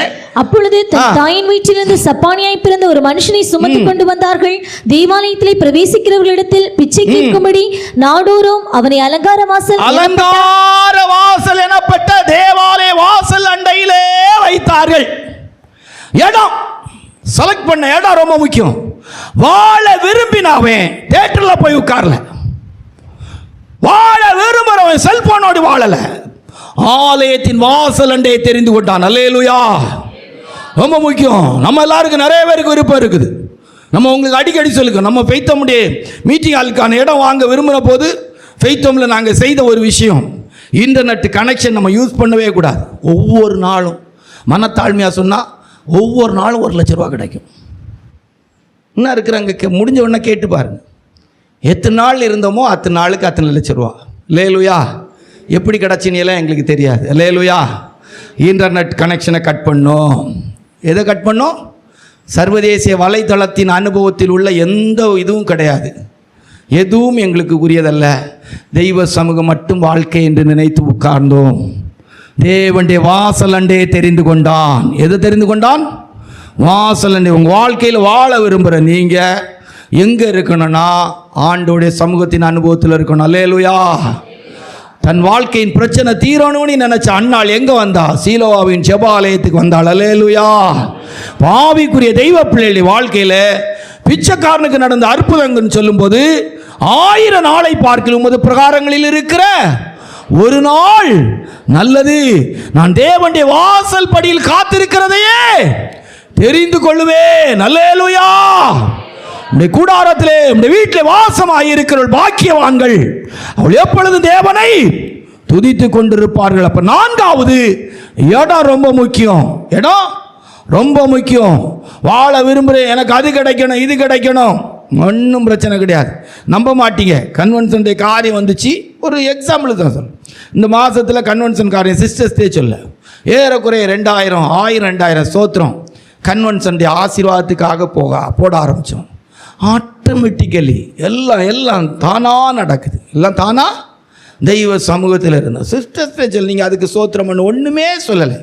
என் கடமை, நான் கன்வென்ஷன் ஆசீர்வாதமாக இருக்க வேண்டும் என்று விரும்புகிற நான் அலங்கார வாசல் அண்டை தேவாலயத்தின் வாசலுக்கு வந்துடும். அல்லேலூயா. தேவனுடைய பாதபடிக்கு வந்துடும். அல்லேலூயா. கர்த்தருடைய பரிசுத்த நாமத்தை மகிமைப்பட்டாட். அப்ப 4 பிச்சைக்காரனுக்கு நடந்த அற்புதத்துக்கு ஆசீர்வாதத்துக்கு காரணம் இடம் முக்கியமானதாக இருந்துச்சு. அல்லேலூயா. தெய்வ சமூகம், தேவனுடைய வாசல் அண்டை. அல்லேலூயா. இன்றைக்கு நீங்கள் விரும்புகிற எல்லா காரியமும் உங்களுக்கு நடக்க வேண்டும் என்று விரும்பினால் ஒரு நல்ல காரியத்தை உங்களுக்கு சொல்றோம், தேவனுடைய வாசல் அண்டையை தெரிந்து கொள்ளுங்கள். அல்லேலூயா. 5 பிச்சைக்காரனுக்கு நடந்த அற்புதத்துக்கு காரணம் அப்போஸ்தலர் 3ஆம் அதிகாரம் 3ல இருந்து 5 வரைக்கும் வாசித்தா. 3ஆம் அதிகாரம் 3ல இருந்து 5 வரைக்கும் வாசித்தா. அதுல கொஞ்சம் அர்த்தங்கள்லாம் இருக்கு. அதுல ஒன்றை மட்டும்தான் நம்ம சொல்லுவோம். வாசிங்க. தேவாலயத்திலே பிரவேசிக்க போகிற பேதுருவையும் யோவானையும் அவன் கண்டு பிச்சை கேட்டான். போதும், நல்லா கவனிச்சிடுங்க. அவனுக்கு ஒரு நல்ல சந்தர்ப்பம் கிடைக்குது. வாழ்க்கையின் பிரச்சனையை தீர்க்கக்கூடிய 2 பேர் அன்னைக்கு அவனை சந்திக்கிறாங்க. அல்லேலூயா. இதைத்தான் உங்களுக்கு அடிக்கடி சொல்லும். நீங்க ஆண்டவருடைய சமூகத்துக்கு வரும்போது சில நாட்களிலே நல்ல தெய்வ சமூகம், தேவன் இருக்கிறார் என்பதை கண்டு கொள்வீர்கள். அவனுக்கு வாய்ப்பு பாருங்க. எல்லாத்தையும் கேட்டது போலதான் அன்னைக்கு கேட்டான். ஆனா அன்னைக்கு அவன் கேட்ட ஆட்கள் வேற. அல்லேலூயா. ரொம்ப முக்கியம். அல்லேலூயா. எல்லா நாளும் நம்ம கோயிலுக்கு வரலாம், சபைக்கு வரலாம். ஆனா ஒரு குறிக்கப்பட்ட நாட்களிலே நம் பிரச்சனைக்கு தீர்வுக்குரியவராய் தேவன் வருவார். அல்லேலூயா. அன்றைக்கு அந்த சப்பானியை வாழ வைக்கிற ஆண்டவர் சீசர்கள் வழியாய், அப்போஸ்தலர் வழியாய் அவனை சந்தித்தார். அல்லேலூயா. அதனால தான் அடிக்கடி சொல்லும், ஆராதனை நேரத்தை மிஸ் பண்ணிராங்க. ஆராதனை நேரத்தில் கர்த்தர் நம்மை சந்திக்கிற நேரம். 18 வருஷம் கூனி அன்றைக்கு ஆலயத்தில் ஆண்டவர் அவளை கண்டார். அல்லேலூயா. சூம்பின உறுப்புடையவர்கள் அன்றைக்கு ஏசப்பா அவங்களை கண்டார். 38 வருஷம் வியாதியஸ்தன் ஏசப்பா கண்டார். அன்றைக்கு எழுத்தின்படி அப்போஸ்தலரும் உள்ள போகிறதுக்கு போறாங்க. அவனும் அவங்கள நோக்கி பார்த்தான். அவங்க அவனை நோக்கி பார்த்து கேட்டான், ஏதாவது கிடைக்குமா, ஏதாயிலும் கிடைக்குமா?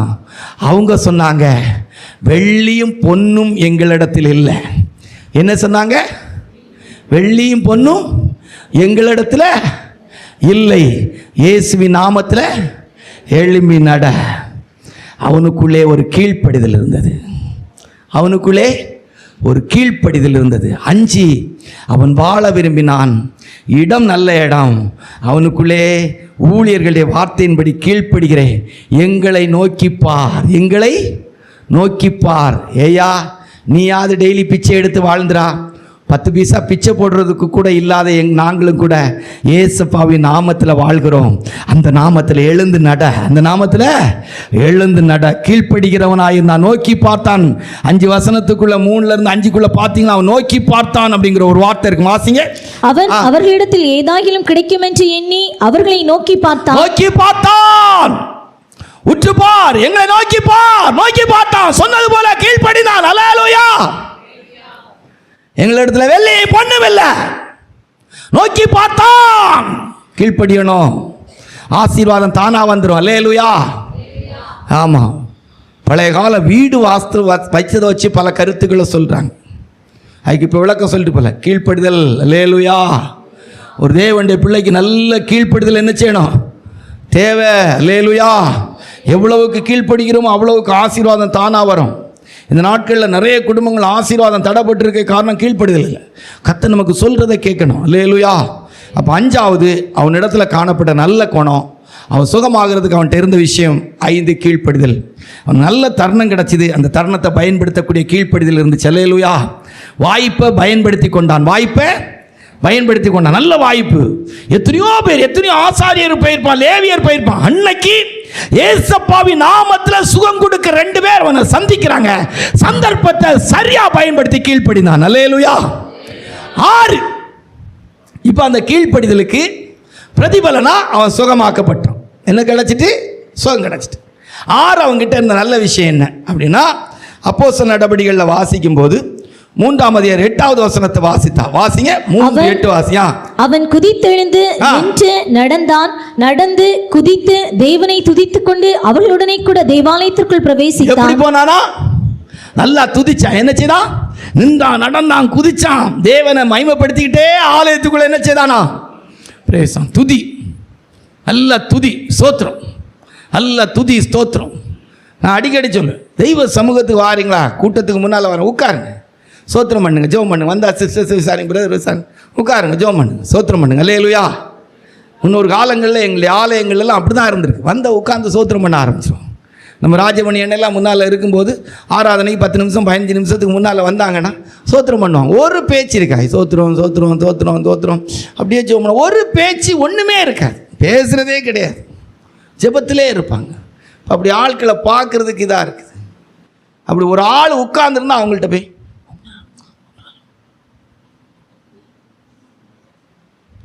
கெடுத்து குட்டி சொட்டான். வந்தம்மா அடேது. அவன் நின்றான், நடந்தான், குதித்தான், தேவனை மகிமைப்படுத்தி கொண்டே ஆலயத்துக்கு துதிச்ச. நல்ல துதி, சோத்திரம் பண்ணுங்க. வாழ்க்கையில் பிரச்சனை வரும்போதெல்லாம் சோத்திரம் பண்ணுங்க. அல்லேலூயா. ஒரு 1000 சோத்திரம் பண்ணுங்க. லைஃப்பில் யாருக்குங்க இல்லை? ஊழியத்துக்கு போன ஆரம்ப காலம் கடுமையான எண்ணம், சிந்தனை, நினைவு, வாஞ்ச, விருப்பம் எல்லாத்துலேயும் போராட்டம். ஒன்று வீடு, போன இடத்துல சரியான சாப்பாடு கிடையாது, ஆதரவு கிடையாது, எண்ணங்கள், சிந்தனைகள் எந்த பக்கம் திரும்பினாலும் அழகழகான சகோதரிமார்களை பார்க்கக்கூடியது போல உள்ள சூழ்நிலைகள். வயசு 23 24 வயசு. எப்படி இருக்கும்? போராட்டம். ஊழியத்துக்கு பிரதிஷ்டை பண்ணியிருக்கோம். சாத்தான் வேற ஒன்றுமே இருக்காது. ப்ரெஸ்ஸு மிஷின் ஓட்டிகிட்டு இருப்பேன். பாத்ரூம் போயிட்டு வரேன்னு சொல்லிட்டு பாத்ரூமில் போய் நல்லா ஆவியில் நனைஞ்சு சோத்திரம் பண்ணுது. 5 நிமிஷம் பைப்பை திறந்து விட்டுக்கிட்டு நல்லா சோத்திரம் பண்ண. ஆண்டவரே தோத்திரம் தோத்திரம் தோத்திரம். ஆவியில் நிரம்பி இயேசுவி நாமத்தில் போ போ போ நீ விரட்டுறது. அல்லேலூயா. இப்போ அப்படியெல்லாம் சொல்ல வேண்டியதில்லை. ஒரு குறிக்கப்பட்ட காலம் வரைக்கும் அந்தகாரம் போராடும். நல்லா இருந்துட்டு இருப்போம். திடீர்னு இந்த மேகம் வந்துச்சுன்னா பார்த்தீங்களா, சூரியன் இதாகி ஒரு மாதிரி ஒரு இடமா இருக்குது. அது மாதிரி அந்தகார பேய் வந்துடும். அந்தகாரத்தில் லோகாதிபதி. அவனுக்கு பேர் என்னது? அவன் கிட்ட வந்துட்டான்னு வைங்களா, உங்களுக்கு மைண்ட் ஈண்டு ஒன்றும் வேலை செய்யாது. சேட்டலைட்டு ஸ்டக்கானே மாதிரி, டவர் கிடைக்காம இருந்தது போல, கிளியர் ஒன்றுமே இருக்காது. ஒரே ஒன்று தான் செய்ய முடியும். அப்போ என்ன செய்யலாம்? துதி எடுத்தால் சாத்தான் ஓடுவான், நீ முறுமுறுத்தா திரும்பி வருவான். அல்லேலூயா. சோத்திரம் சோத்திரம் தோத்திரம் தோத்திரம் தோத்திரம் தோத்திரம். அற்புதத்தை பெற்றபோது நன்றியுள்ள இருதயம் உள்ளவனாய் மாறினான். தேவனை மைமைப்படுத்துகிறவனாய் மாறினான். அல்லேலூயா. அற்புதம் நடந்த போது அவனுடைய குணம் மாறல, உயர்ந்தது. எப்ப எதிர்பார்த்துக்கிட்டே இருந்திருக்கான், எப்ப ஆண்டவர் என்ன சுகமாக்குறார் அன்னைக்கு ஏசப்பாவை துதிச்சுக்கிட்டே ஆலயத்துக்குள்ள போவேன். அல்லேலூயா. பிச்சை எடுக்கிற பாத்திரம் எல்லாம் தூக்கி போட்டுட்டு நின்றான், நடந்தான், குதித்தான், தேவனை மைமைப்படுத்தி கொண்டே ஆலயத்துக்குள்ளே பிரவேசித்தான். அல்லேலூயா. கோயிலுக்கு வரும்போது இப்படி வாங்க, வரும்போதே அப்படி ஒரு கலகலப்பா, சோத்திரம் சோத்திரம் சோத்திரம் சோத்திரம், ஏசப்பா சோத்திரம் சோத்திரம் சோத்திரம் சோத்திரம். நான் சொன்னேன், மனசுலாச்சா? அல்லேலூயா. 7 வாசிங்க, அந்த 11வது வசனத்தை வாசிங்க, முடிச்சிருவோம். குணமாக்கப்பட்ட சப்பானி பேதுருவையும் யோவானையும் சொல்லி இருக்கு, அவன் நின்றான், நடந்தான், குதித்தான் எழுதியிருக்கு. அங்க என்ன சொல்லி இருக்கு? குணமாக்கப்பட்ட. ஒரு வார்த்தை மறைஞ்சிட்டு, ஒரு வார்த்தை. என்ன வார்த்தை மறைஞ்சிட்டு? இப்போ என்ன வார்த்தை மறைஞ்சிட்டு? பிச்சைக்காரனி மறந்துட்டு, ஆனா என்ன வார்த்தை தொடருது? சப்பானி வார்த்தை தொடருது. என்ன வார்த்தை தொடருது? சப்பானி. அவன் என்ன செய்தானா? குணமாக்கப்பட்ட சப்பானி என்ன செய்தானா? வாசிங்க. பேதுருவையும் யோவானையும் பற்றி கொண்டிருக்கையில் என்ன செய்தாங்கன்னா, எங்க போனாலும் பற்றி கொண்டே இருந்தான். 2 வார்த்தை சொல்லிட்டா போதும், நம்ம ஆட்களுக்கு பிச்சிட்டு வந்துருத, கோபம் வந்துருத. ஓ எப்பா, ஆச்சரியமா இருக்கு. ஏங்க, எங்களுக்குன்னு இருக்கிறதே நீங்க தாங்க, வேற யாருங்க? சொந்தம் பந்தம் பாசம் குடும்பம் கோத்திரம் ஒண்ணுமே கிடையாதுங்க. எங்கெங்க நான் போறேன்? இவ்வளோ பறந்து விரிஞ்ச குடும்பம், எங்கெங்க நீங்க என்ன பார்க்க முடியும் சொல்லுங்கங்க? கொஞ்சம் எங்கள் அண்ணன் சேவியர்னு கூட ஐக்கியமாக இருந்து, அதுவும் போன பிற்பாடு ஒன்றுமே கிடையாது, எல்லாமே நீங்கள் தான். அல்லேலூயா. வேறு யாருங்க இதில் நான் போய் ஏசுறதுல உங்களுக்கு ஏதாவது ஆகுமா? ஏன் உங்களுக்கு ஒரு ஏச்சி ஏசுனா 1 மணி நேரமாக ஆண்டவர்கிட்ட மனசாப்பிடும், ஆண்டவரே ஒன்றுமே நடந்துடாமல் பார்த்துடுங்கப்பா, அதுகளை பாதுகாத்துடுங்கப்பா. ஏன் அது நான் செய்ய மாட்டேன், எனக்கு தெரியும், நீ சும்மா வேதனையில் எதையாவது சொல்லுவா, எனக்கு தெரியும்னு தான் ஆண்டவர் சொல்லுவார். அல்லேலூயா. ஏங்க, உங்களுக்கு ஒன்றுனா வேறு யாருக்கு இங்கே வருத்தம் இருக்கும்? அல்லேலூயா. பற்றி கொண்டார்கள். அவனுடைய நன்றி உள்ள இருதயம் எப்படி இருந்துச்சு? பேதுரும் யோவானையும் பற்றி கொண்டார்கள். கண்களை மூடுவோமா? உண்மை உறுதியாய் பற்றி கொண்ட மனதையுடையவன், உண்மையே நம்பி இருக்கிறபடியால் நீர் அவனை பூர்ண சமாதானத்துடன் காத்து கொள்வீர். கர்த்தருடைய பிள்ளைகளாகிய நாம் நம்முடைய வாழ்க்கையில் அந்த பிச்சைக்காரன், சப்பானி என்ற பிச்சைக்காரன் சுகமாக்கப்பட்டான். டைமுக்கு கரெக்டாக வந்தான். சுமக்கிறவனாய் இருந்தான், சுமக்கப்படுகிறவனாய் இருந்தான். அலங்கார வாசலண்டையை தெரிந்து கொண்டான். அலங்கார வாசலண்டைக்கு கரெக்டாக வந்து சேரக்கூடியவனாக இருந்தான். அவன் இடம் ரொம்ப முக்கியமாக இருந்துச்சு.